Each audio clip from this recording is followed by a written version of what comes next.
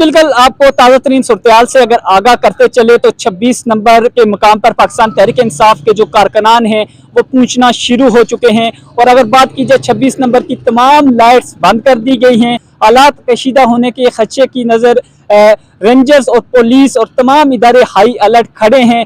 और पाकिस्तान तहरीक इंसाफ के कारकुनान की जानिब से वक्फे वक्फे से शदीद नाराबाजी की जा रही है। दूसरी तरफ शेलिंग का भी आगाज शुरू हो चुका है। इस वक्त अगर आपको 26 नंबर चुंगी की सूरत से आगाह करते चलें तो 26 नंबर के मकाम पर इस वक्त पुलिस की भारी नफरी एक तरफ मौजूद है और दूसरी तरफ जो काफिले हैं पाकिस्तान तहरीक इंसाफ के, कुछ काफिले 26 नंबर चुंगी पर पहुंच आए और कुछ काफिले अभी तक 26 नंबर चुंगी से थोड़ा सा पीछे हैं, वो भी पहुंचने वाले हैं। पुलिस और खास करके कारकुनान के दरमियान आंख मचोली जो है वो जारी है।